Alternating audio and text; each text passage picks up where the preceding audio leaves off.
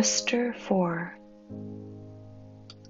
When Mordecai learned all that had happened, he tore his clothes and put on sackcloth and ashes and went out into the midst of the city. He cried out with a loud and bitter cry. He went as far as the front of the king's gate, for no one might enter the king's gate clothed with sackcloth.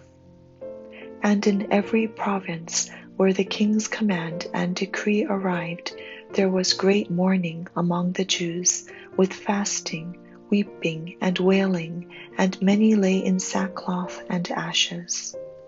So Esther's maids and eunuchs came and told her, and the queen was deeply distressed.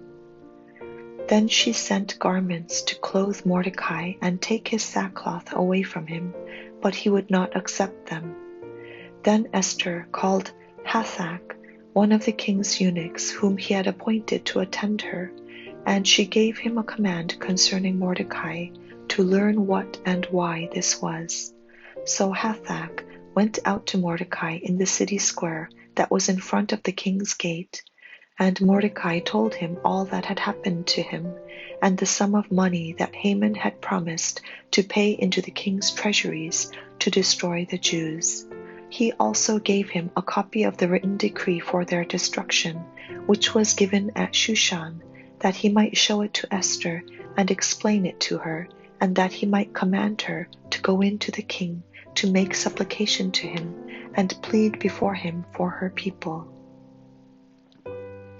So Hathach returned and told Esther the words of Mordecai.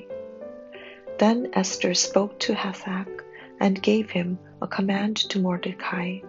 All the king's servants and the people of the king's provinces know that any man or woman who goes into the inner court to the king, who has not been called, he has but one law: put all to death, except the one to whom the king holds out the golden scepter, that he may live.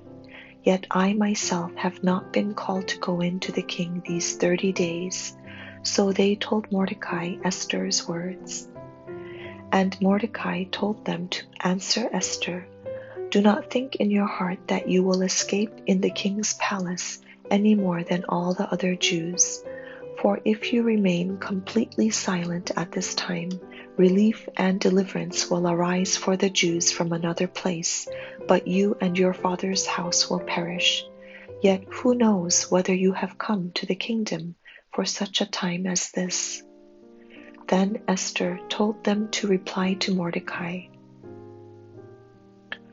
"Go, gather all the Jews who are present in Shushan and fast for me, neither eat nor drink for 3 days, night or day. My maids and I will fast likewise. And so I will go to the king, which is against the law, and if I perish, I perish." So Mordecai went his way and did according to all that Esther commanded him.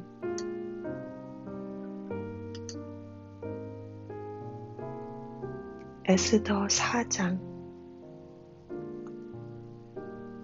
모르드게가 이 모든 일을 알고 자기의 옷을 찢고 굵은 베옷을 입고 재를 뒤집어 쓰고 성중에 나가서 대성 통곡하며 대궐 문 앞까지 이르렀으니 굵은 베옷을 입은 자는 대궐 문에 들어가지 못함이라. 왕의 명령과 조서가 각 지방에 이름에 유다인이 크게 애통하여 금식하며 울며 부르짖고 굵은 베옷을 입고 재에 누운 자가 무수하더라. 에스더의 시녀와 내시가 나아와 전하니 왕후가 매우 근심하여 입을 의복을 모르드게에게 보내어 그 굵은 베옷을 벗기고자 하나 모르드게가 받지 아니하는지라. 에스더가 왕의 어명으로 자기에게 가까이 있는 내시 하닥을 불러 명령하여 모르드게에게 가서 이것이 무슨 일이며 무슨 때문인가 무엇 때문인가 알아보라 하매 하닥이 대궐 문 앞 성중 광장에 있는 모르드게에게 이르니 모르드게가 자기가 당한 모든 일과 하만이 유다인을 멸하려고 왕의 금고에 바치기로 한 은내 정확한 액수를 하닥에게 말하고 또 유다인을 진멸하라고 수산궁에서 내린 조서 초본을 하닥에게 주어 에스더에게 보여 알게 하고 또 그에게 부탁하여 왕에게 나아가서 그 앞에서 자기 민족을 위하여 간절히 구하라 하니 하닥이 돌아와 모르드게의 말을 에스더에게 알리매 에스더가 하닥에게 이르되 너는 모르드게에게 전하기를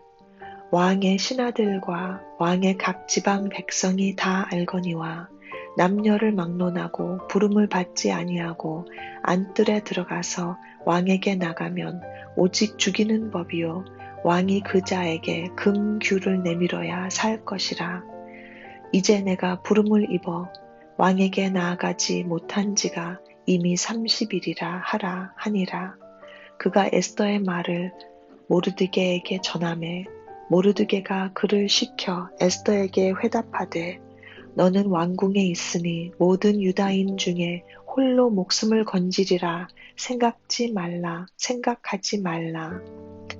이때에 내가 만일 잠잠하여 말이 없으면 유다인은 다른 데로 말미암아 노임과 구원을 얻으려니와 너와 내 아버지 집은 멸망하리라.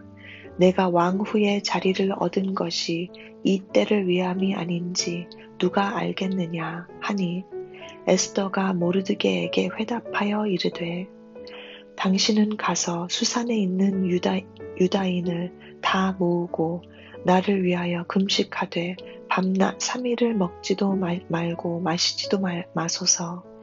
나도 나의 시녀와 더불어 이렇게 금식한 후에 규례를 어기고 왕에게 나아가리니 죽으면 죽으리이다 하니라.